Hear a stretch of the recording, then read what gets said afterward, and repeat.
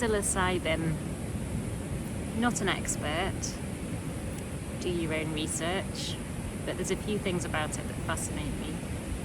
It changed my life, hand on heart.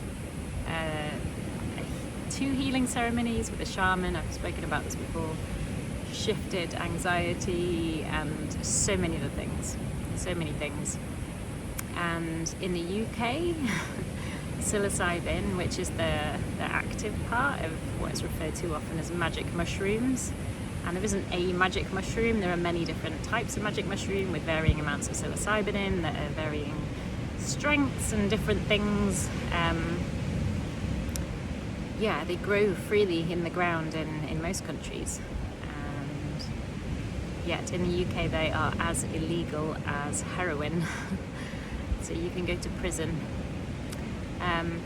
while at the same time they're actively being researched, and I think some trials are in phase 3 for depression that is resistant to traditional medical treatment.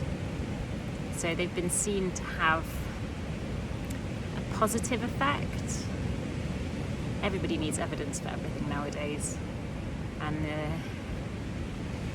statistics always frustrate me slightly, because I believe that you can statistically prove whatever you want to if you try hard enough.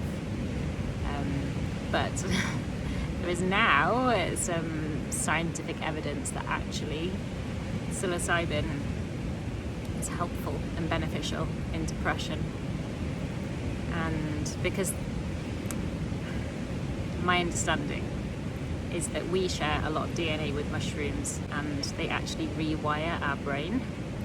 So it's not just that you're taking a tablet to block receptors or numb the symptoms, you're actually reprogramming your brain. And in the UK, it's not available on prescription, it's only available if you're part of one of these trials. And they say that you have to have it in a really specific way with specific treatment and support. And I agree, if you're using something for healing, then the set and setting is extremely important.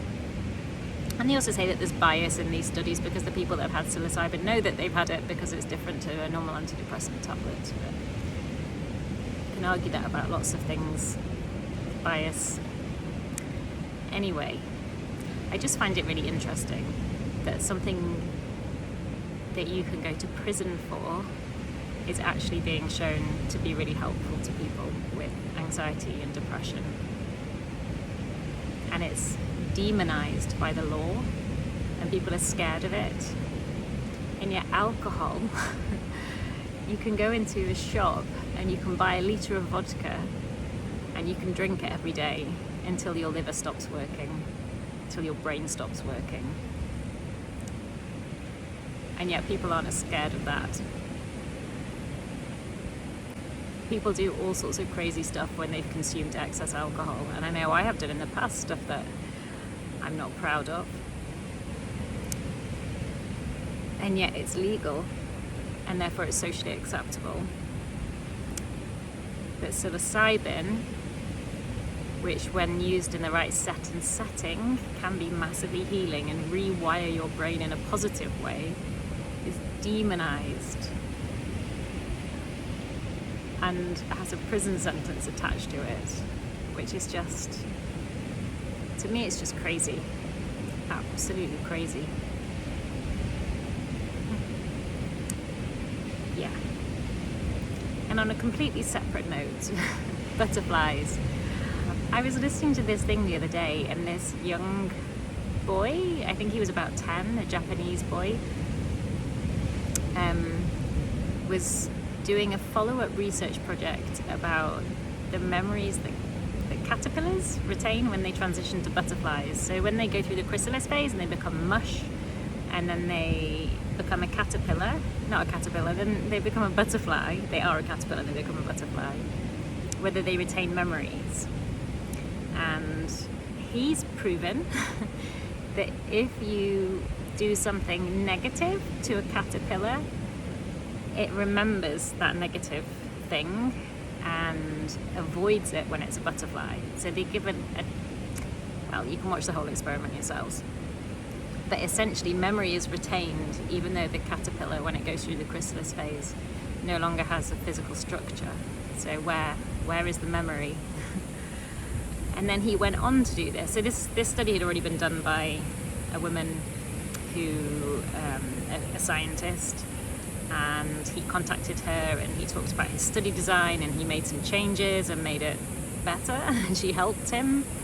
And then he decided, after he'd done the first study, to then see what happened to the children, so now the grandchildren of the caterpillars that were given this negative stimulus.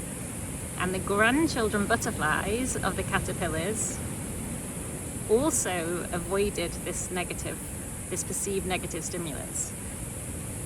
So it had gone through 2 transitions without these butterflies ever having the same experience, but the grandparents had this experience, and the grandchildren butterflies remembered or knew, and they avoided this thing, which I think is just incredible. So when we talk about stuff that we hold in our bodies, it can be from generations back, and we just don't even know. We don't know where it comes from a lot of the time. And so many different things can help to heal us, rather than just taking a tablet to block a receptor or numb it out. Yeah, I think that's it for now. I'm interested to hear what the people's opinions are. Are you scared of magic mushrooms? Do you believe that butterflies remember?